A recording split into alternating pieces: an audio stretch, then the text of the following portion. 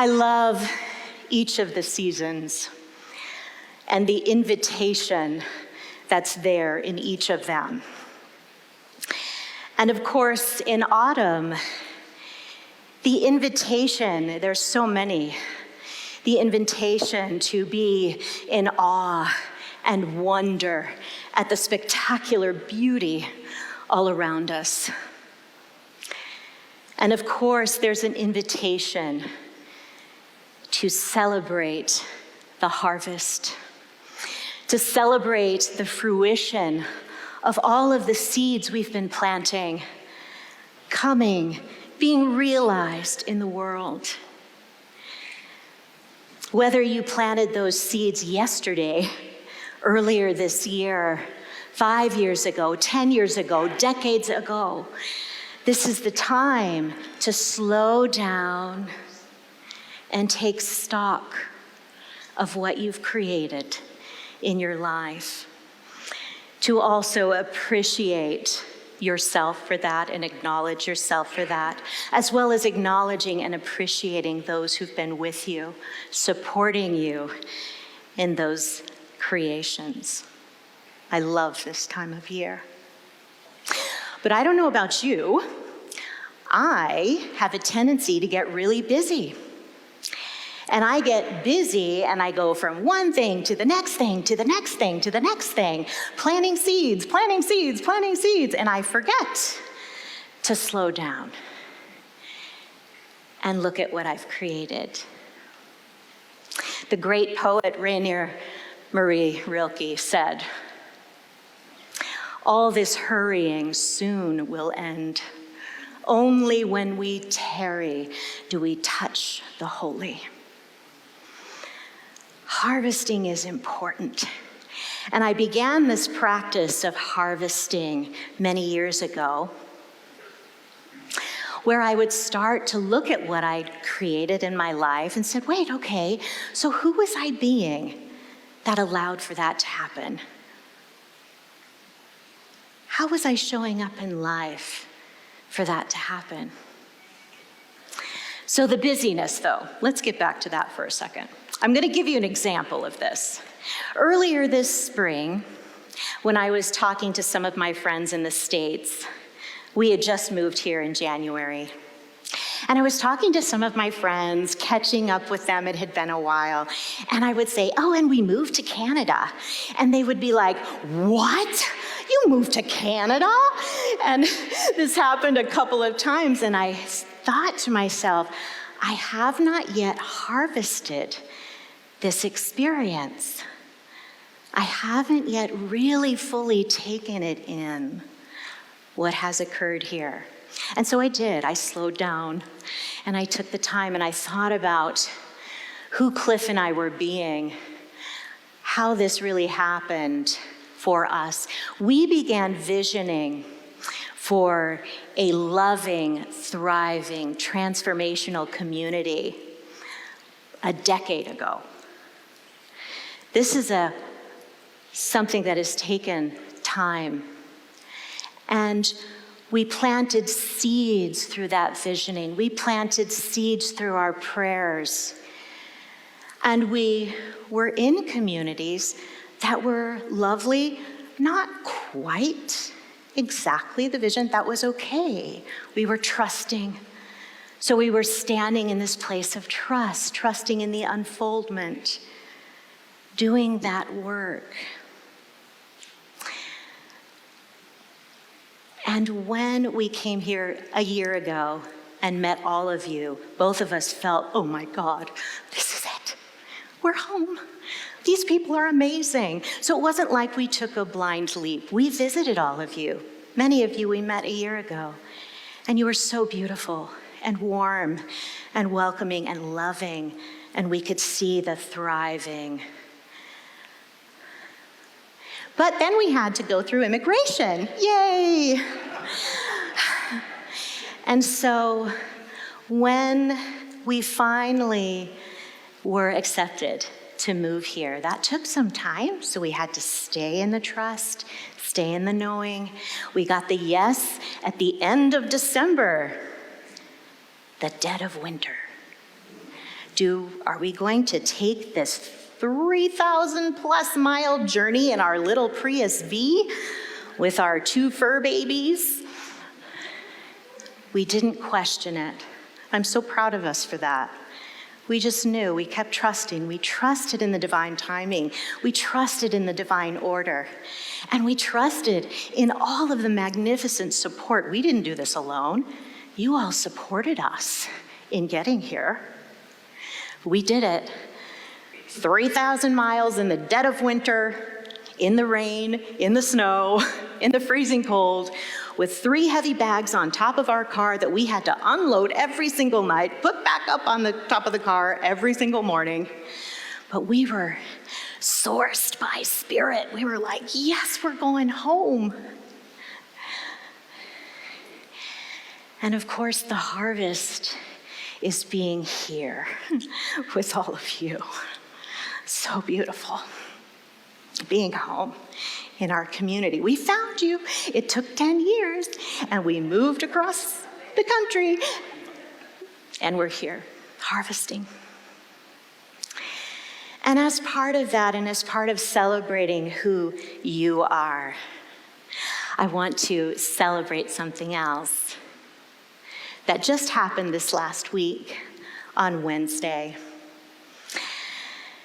10 volunteers from this community representing this center went to Hope Mission, spent several hours there, chopping potatoes, putting food on plates, serving water, giving a hot, beautiful meal to people. And I just want to celebrate those volunteers. So, would those volunteers please stand? I would like to harvest who you are. Woo, yes. Thank you. Thank you for showing up in love, in compassion, in kindness, in care.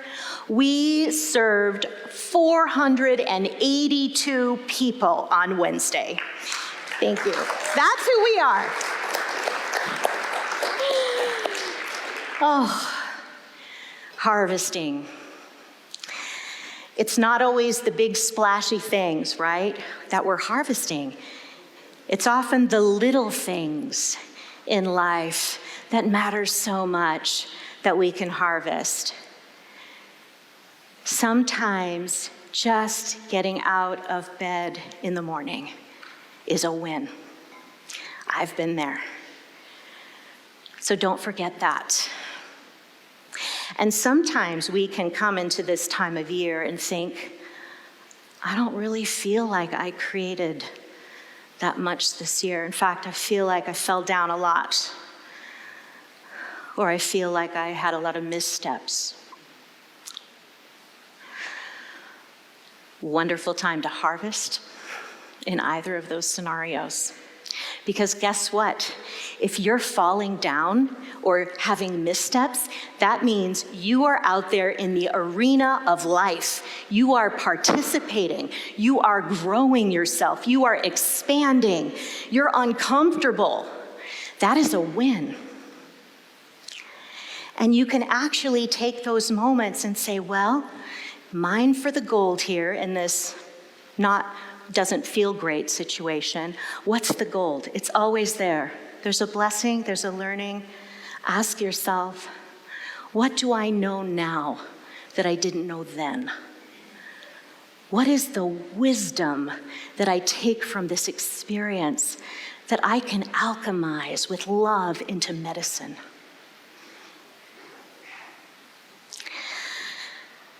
So I want to share a story with you about my sister and me.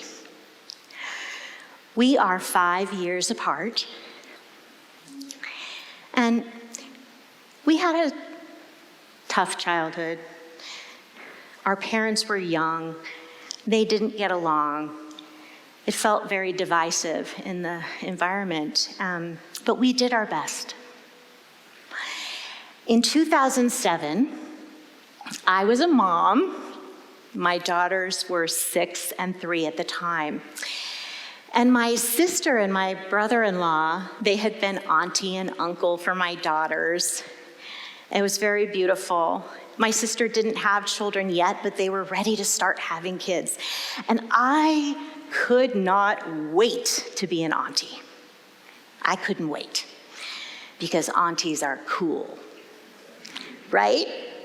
Like, you know, the kids will only tell so much to mom and dad. They'll tell stuff to the auntie. It's like this role of being mentor and friend for life. I could not wait. And my sister and I had a huge falling out, a painful one where I felt betrayed, and I'm sure she felt that way too. And we went years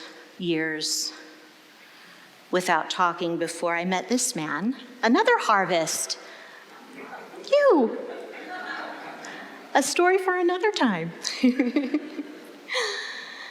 We met in 2014, and I remember sharing with him, not being proud of it, but saying, my sister and I don't have a relationship. And his reaction was like, what? That's your sister. Yeah. He was very surprised. And I said, look, you don't know the context. You don't know her. You don't know our relationship. I was really defending this place of pain and this relationship not being connected. Maybe you've had places, situations in your life where you felt it was impossible. Maybe it's dreams you have that you feel are impossible. In that moment, I could see, oh my gosh, I'm actually defending impossibility. I know better than that. And in that moment, when Cliff reacted in that way, it sparked the remembrance of our teachings, of the things I'd been in class for over and over again, learning these practices and tools, and it brought me back. And so I decided that day I was going to shift into possibility. And what I didn't do, which I'm really glad I didn't do, I didn't rush in to try to fix it then. I didn't rush and try to get in touch with my sister and say, hey, we got to work this out. I knew it was tender. And what I did was I started planting seeds of possibility and trusting in the divine timing of this. I started to open my heart more. I turned in to do forgiveness work, starting with forgiving my sister, but then it went right to forgiving myself, and did that work. By the way, there's a whole module on forgiveness work and practices in the foundations class I'll be teaching in the fall. Shameless plug. Okay, so coming back now, forgiveness. Started opening my heart more and more, remembering the power of our teachings, remembering that what we embody manifests, remembering that there is a power for good in the universe and you can use it. I started talking to my sister, and I was talking to her soul, and I just knew on some level she would receive it. I love you. I miss you. I'm here when you're ready. Time goes by, years. And one day, I got a nudge from my soul, that soul's intention that's always talking to us, to reach out to her. I sent her just a very brief text message, and I said, hi, I just wanted to tell you I miss you, I love you, and I hope all is very well with you. 24 hours goes by, no response. You know how that feels? Oh. Another 24 hours goes by, and then I get a text back. Lovely, short, brief, thank you. I love you and miss you too. And that began us dipping our toe into the pool of water of what is possible here? What is this? It began the process of us coming back together. About 2 months later, we had our very first phone call. Well, that was perfect timing. Like that. All right. Had our first phone call. Lovely, hearing her voice again. And then, so we were having periodic conversations. Now, she lives in Connecticut with her family. And all this while, she has had 3 gorgeous children that I haven't been able to be auntie to. I would see pictures and I would catch up with my mom. She would share everything with me. It always just, was such a pang, bittersweet, beautiful seeing, but also painful. So it was lovely to start catching up again. And during COVID, our families, we were in Los Angeles, they're in Connecticut. We started meeting on Zoom. And so for the first time, I met my nephews and niece, and our children met each other for the first time, cousins for the first time on Zoom. It was so special and magnificent. So we did that a few times. Slowly, staying in the trust, staying in the love, staying in the acceptance, using our teachings, being in the practices. We moved to Asheville in 2021, Asheville, North Carolina. Now we're on the East Coast. And my sister and I were excited. It's like, we're closer to each other now. We might actually be able to get together. And spring of 2022, she calls and says, Max, the oldest of the nephews, has a soccer tournament in South Carolina. And I'm like, hold the phone, what hotel? I'm going.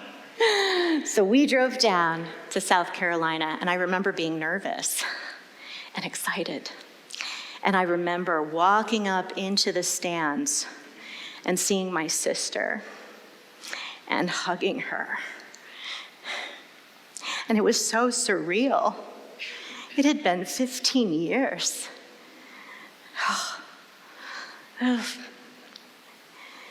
Breathing her in, breathing this harvest in.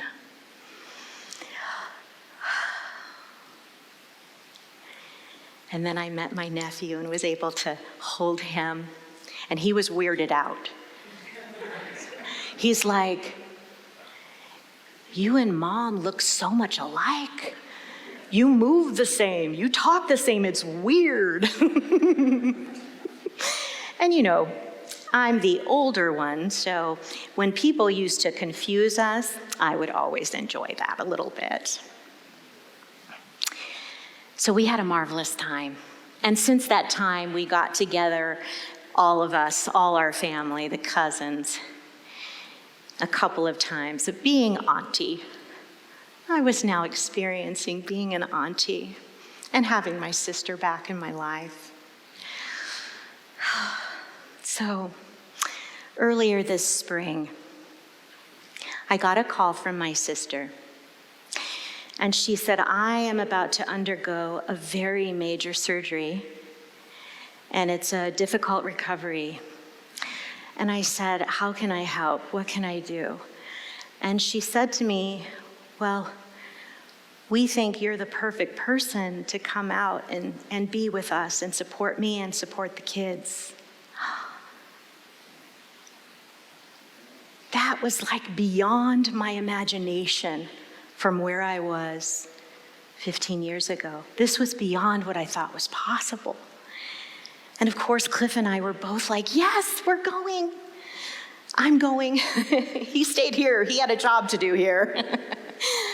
But I missed a good chunk of the month of May because I was there supporting my sister, caregiving for her, and being with my nephews and my niece, being auntie for several weeks. I was reaping in this harvest. Thank you, Spirit, for letting me remember the truth of possibility, for me planting those seeds all those years, being in the love and the acceptance. Thank you. And I believe there's a slide. Oh, is there another slide there that, there it is. There's me in heaven with my nephews and niece. That was the big harvest there, so happy. And the very last day that I was there, my Mila, my niece, said, Auntie Ashley, I made something for you. And she takes me out front into the driveway, and I don't know how she did it. I think with some sort of water bottle or something, but that's that other slide. She'd written that out for me. And of course, I just start bawling. And now she thinks I'm weird. Auntie's a little emotional. Of course, she didn't know all this story. It was beautiful. And then that night, the very last night of my stay with them, my brother-in-law and my sister asked me to come in to their bedroom. They wanted to talk to me. And they first were sharing with me their appreciation, which was so lovely. Again, this was something I never thought would be possible. And then they said, you know, when we had our children and we weren't in relationship together, we assigned guardianship of them to another couple. But we now know that you are the best person for our children to be with if something should happen to us. We would like to reassign guardianship to you and to Cliff.